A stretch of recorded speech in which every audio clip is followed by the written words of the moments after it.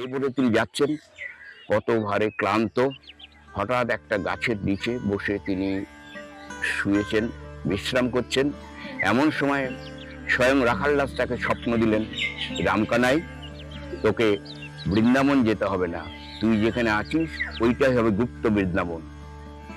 বন্ধুরা, তোমাদের সবাইকে সুস্বাগতম, অনেক ভালোবাসা জানাই। আবার ওয়েলকাম করি আমার এই প্রাণের চ্যানেল, যেখানে আমি আমার মনের সব কথা বলতে পারি, আনকাট শাওলি।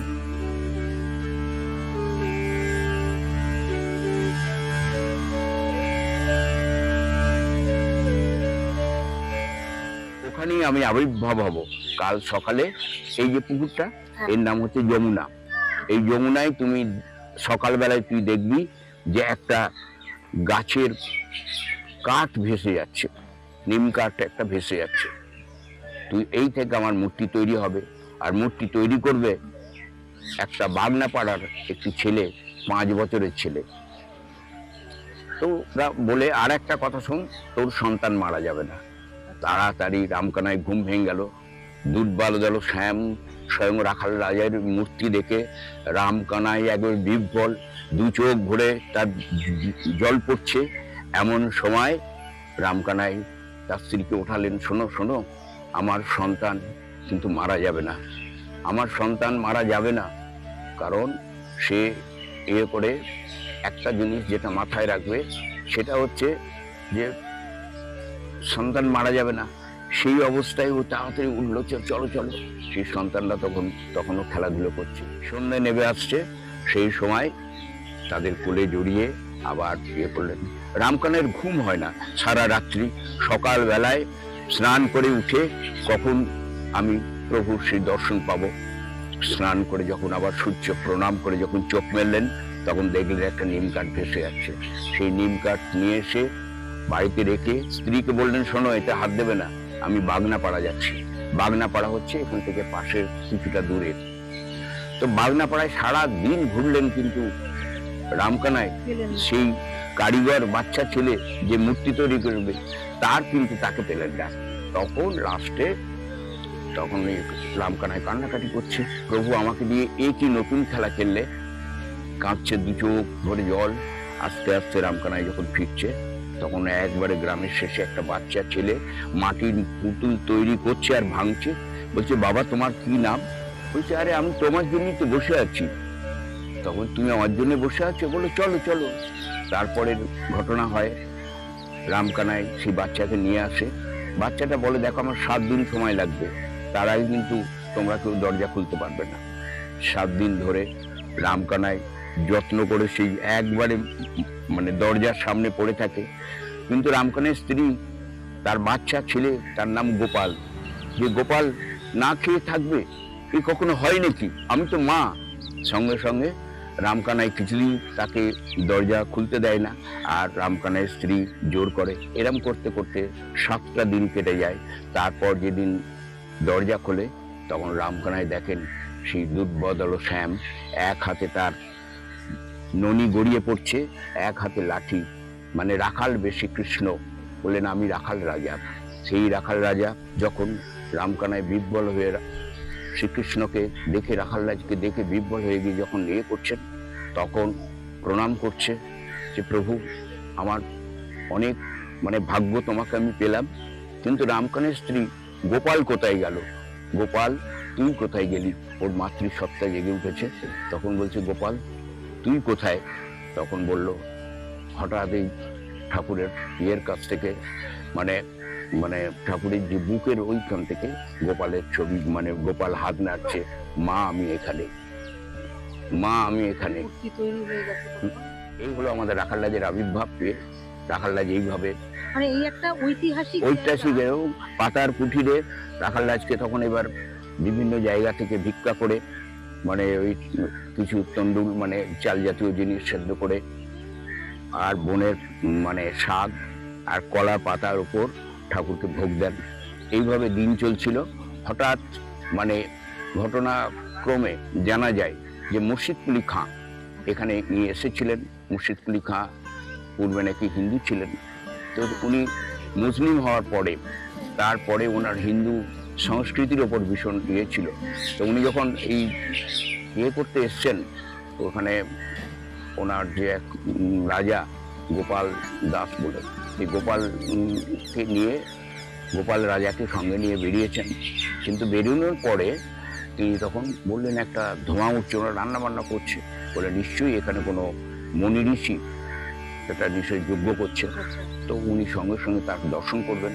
তুমি সেই সময় এসেই দেখলেন একটা অদ্ভুত পাতার কুঠির, সেখানে একটু দুধবাদর শ্যাম রাখাল রাজা রয়েছে, মানে একটু কৃষ্ণ মূর্তি রয়েছে, পাশে এক ভক্তিমতী মহিলা গলায় কাপড় দিয়ে হাত জোর করে রয়েছে, আর কলা পাতার ওপর প্রভুর ভোগ, মানে যে কিঞ্চিত শাক আর মানে অন্ন দেওয়া আছে, আর একজন পুরুষ ধ্যানস্থ অবস্থায় তিনি রয়েছেন।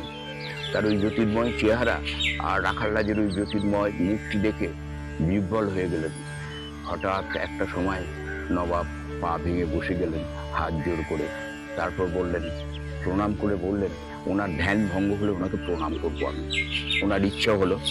তারপর যথা সময়ে ধ্যান ভঙ্গ হলো, ওনাকে বললেন যে আপনি, আমি এসছি আপনার কাছে, বলছি আপনি এসছেন আমার অতিথি, এই যে আপনি দেখলেন এত লোকজন খাচ্ছে, ঠাকুরের খাবারের অভাব হয় না, কোনো রকম পূর্ব পরিকল্পিত থাকে না।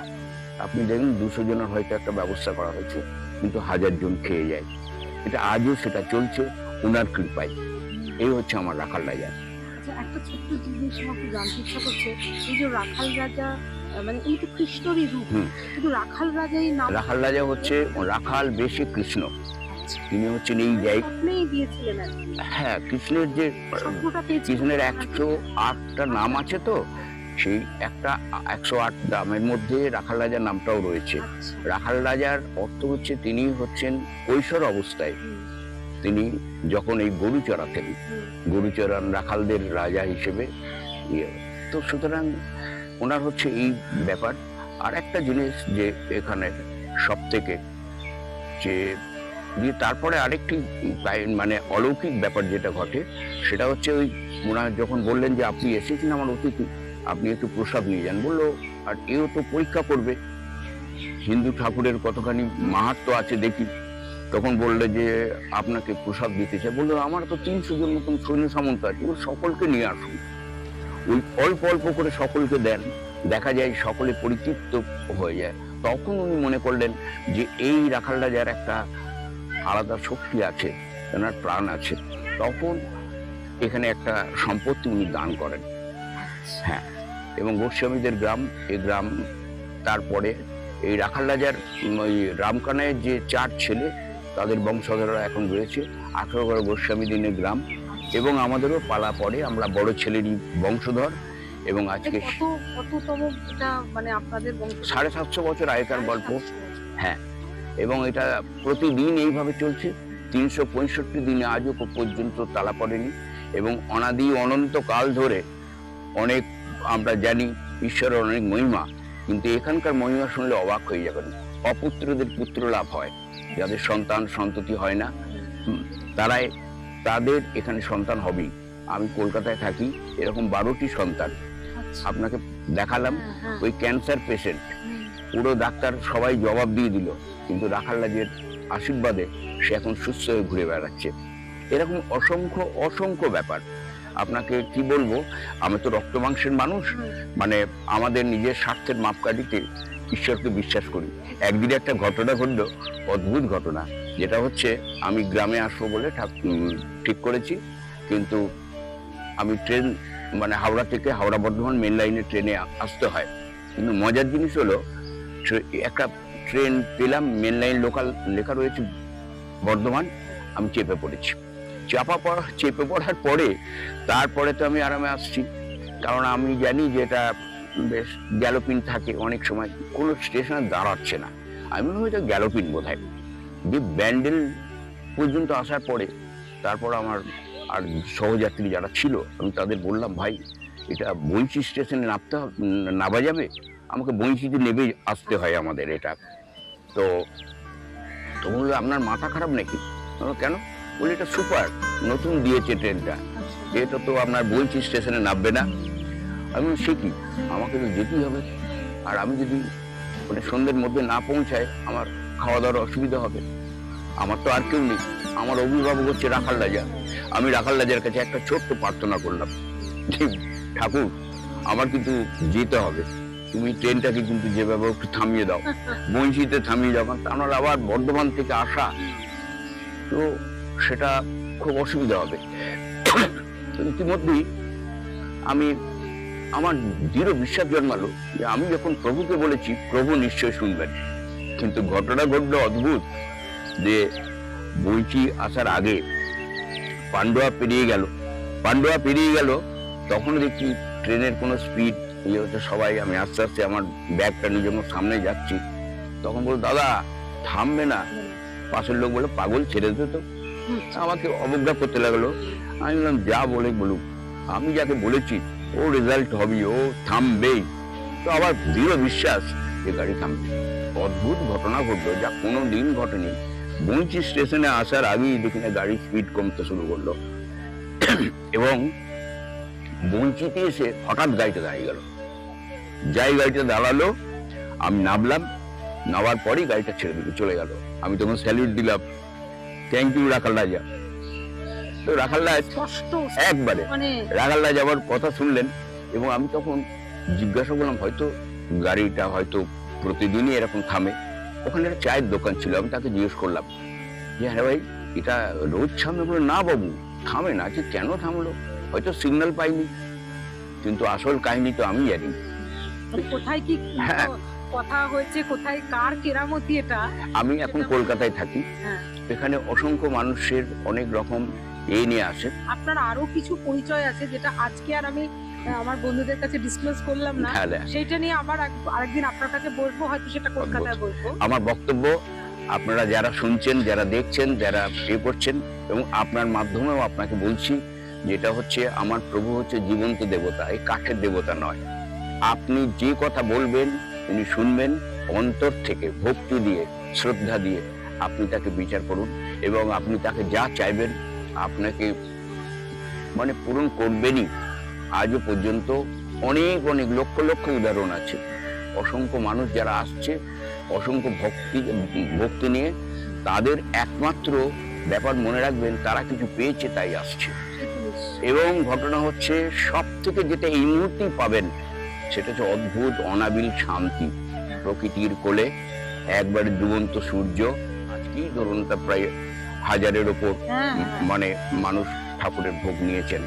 আর ঠাকুর হচ্ছে রাখাল রাজা, তিনি আবার একরকম রান্না দিয়ে খাবেন না, তিনি একবারে রাজার মতন করে তাকে ভোগ সাজিয়ে দিতে হয়।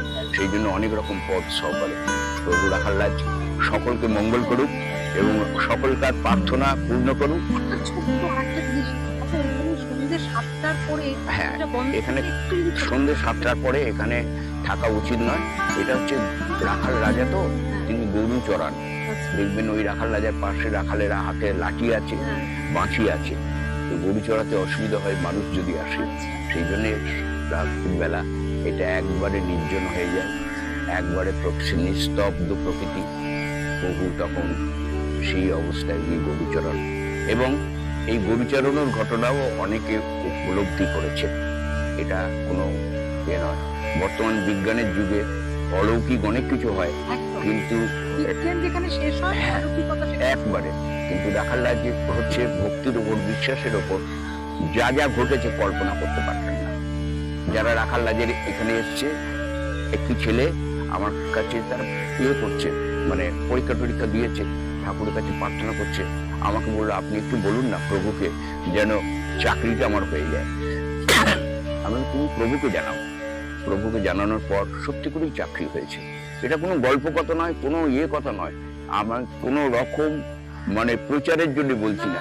এটা অন্তরের ভক্তি দিয়ে, যে ভক্তির আলোকে যদি রাখাল রাজাকে দেখা যায়, তিনি স্বয়ং আপনার কাছে আবির্ভাব হবে, এবং একবারে মানুষের ভক্তি, ভালোবাসা আর শ্রদ্ধা, এইটাই হচ্ছে উনি চান। এবং সত্যি কথা, যে কোনো চাওয়ার পূর্ণতা ঘটবে। এবং উনি আজও বিরাজমান, আজও জীবন্ত, এবং ওনার আজকে যেটুকু হয়েছে সবটাই মানে ওনার ইয়েতে। আমি দিন দরিদ্র একটা গোস্বামী পরিবারের ছেলে। আজকে আমার এই এলাকায় সবাই জানে খুব কষ্ট করে পড়াশোনা করেছি, কিন্তু আজকে কলকাতায় উনি আমাকে প্রতিষ্ঠা দিয়েছেন। অনেক ভালো ভালো মানুষ এখানে এসছেন, যেমন আপনাকে বলেই রাখি, সেটা হচ্ছে সুপ্রিম কোর্টের জাজ, তিনিও এখানে এসছেন, আমার প্রসঙ্গে গিয়ে ঠাকুর দর্শন করেছেন এবং প্রভুর আশীর্বাদ ধন্য তারা। সুতরাং আমরা সকলের কাছে প্রার্থনা করি। আসলে বোঝা যায় যে এখানে এই স্থানে পবিত্রতাটা কোথায় আছে, বিরাট না আসলে বোঝা যায় না, এখানে আসলেই অনুভব করবে সেই মন নিয়ে। আর যে যত অশান্ত মন থাকুন না কেন, এখানে শান্ত হবে। ঠিক আছে, অনেক ভালো থাকুন। জয় রাখাল্লাজ, জয় প্রভু। আপনিও খুব ভালো থাকুন। আপনিও ভালো থাকুন। এই স্থানের পবিত্রতা সত্যি অনস্বীকার্য, যেটা আমি নিজে অনুভব করে এসেছি। আমিও এখন বলবো জয় রাখালরাজের জয়। বড্ড ভালো লেগেছে আমার এই জায়গাটি, তাই তোমাদের সাথে শেয়ার করলাম।